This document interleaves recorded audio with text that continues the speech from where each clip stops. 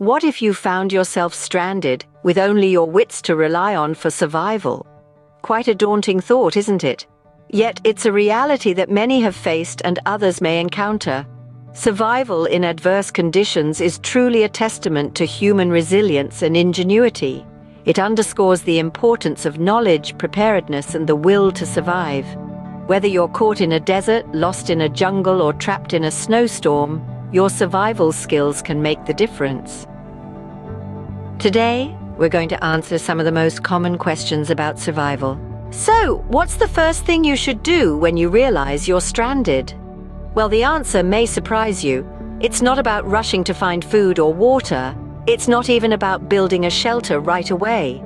The first thing you should do is to prepare your mind.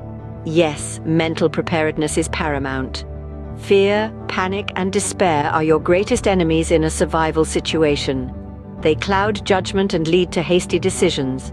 So take a deep breath, calm yourself, and accept your situation. This acceptance is the first step towards survival. Once you have calmed your mind, the next step is to find or create a shelter. Shelter is crucial to protect you from the elements, be it the blazing sun or the pouring rain.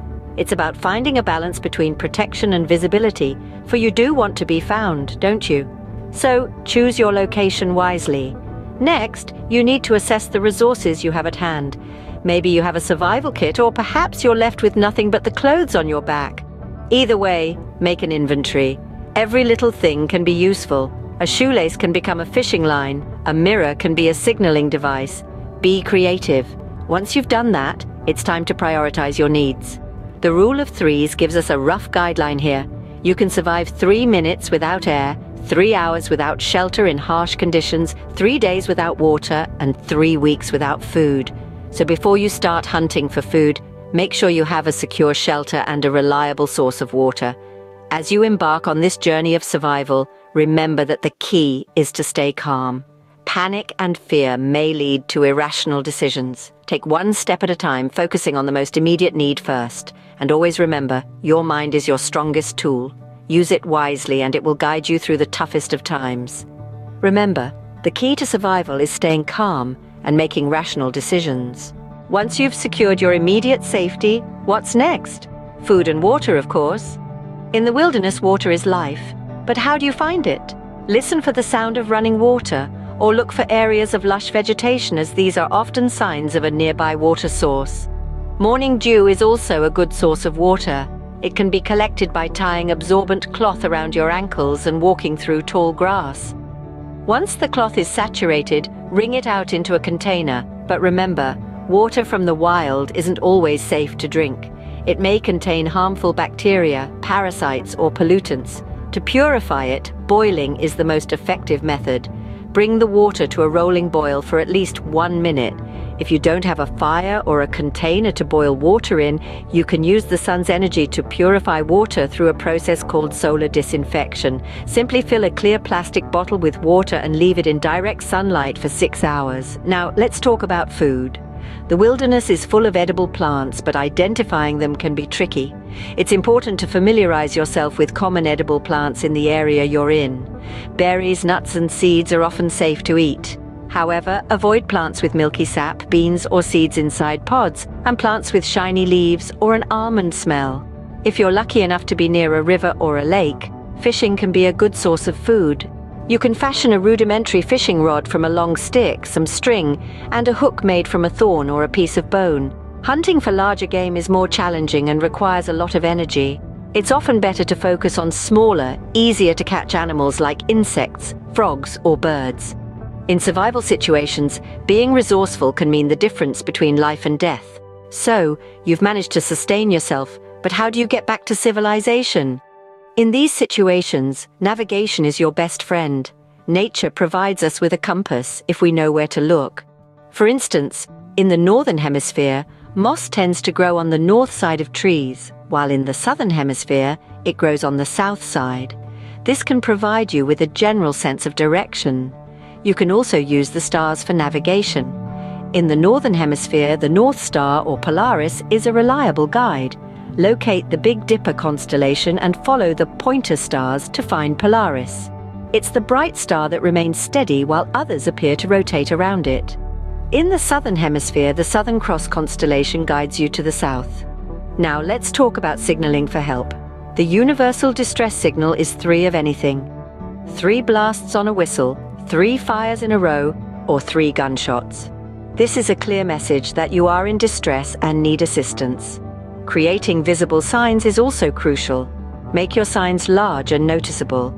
Use materials that contrast with the surroundings, for instance, dark branches on a snow-covered ground.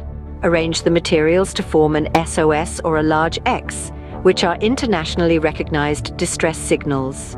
Using sound or light can also be effective. Whistles can carry over long distances, and so can the sound of a gunshot or a horn. If you have a mirror or any reflective surface, you can use it to reflect sunlight and create a signal that can be seen from miles away. Remember, the key is to make your signals noticeable and to repeat them regularly. You never know when a potential rescuer might be in the area.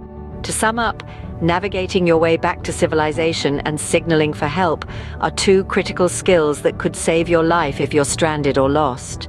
Pay attention to the signs nature provides, use internationally recognized distress signals, and keep your spirits high. Getting lost is easy, but getting found takes skill and knowledge. Injuries can happen in the wild. How can you manage without a first aid kit? Survival in the wilderness is a daunting task, especially when injuries come into play. But fear not, there are ways to deal with these unexpected situations, even when you don't have a first aid kit handy. First things first, the basics. If you get a cut or scrape, the initial step is to stop the bleeding. Applying pressure with a clean cloth or bandana can help. If you don't have any cloth, even your hand will do in a pinch. Remember, the goal here is to prevent further blood loss. Next, we need to clean the wound to prevent infection. In the wilderness, your best bet might be clear, flowing water from a stream or river. Boil the water if you can to kill any potential pathogens.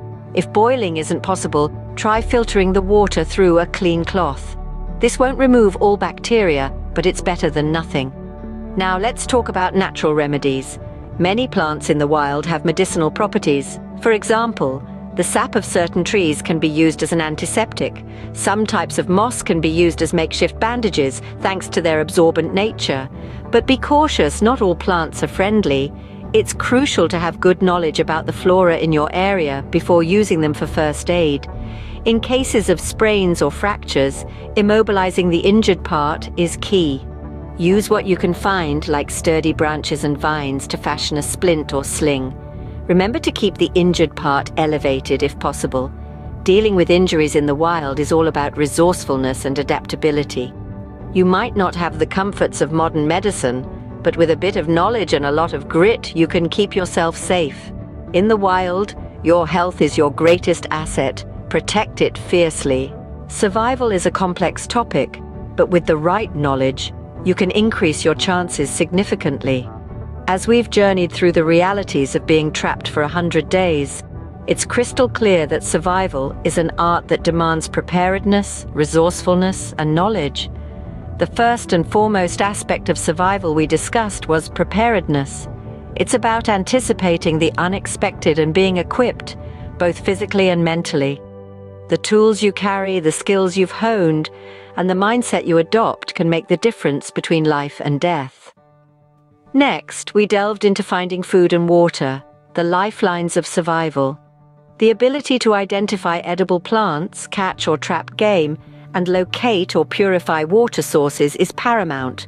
Remember, nature is a bountiful provider if you know where and how to look. We also highlighted the importance of navigation and signaling for help. Whether it's using the sun and stars or creating distress signals, these skills can lead you back to civilization or bring rescuers to you. And finally, we addressed dealing with injuries.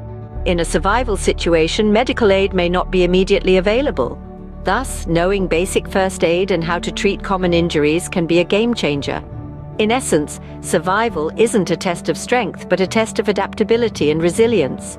It isn't about outmuscling nature, but understanding and working with it. Remember, survival isn't about beating the odds, it's about tilting them in your favor.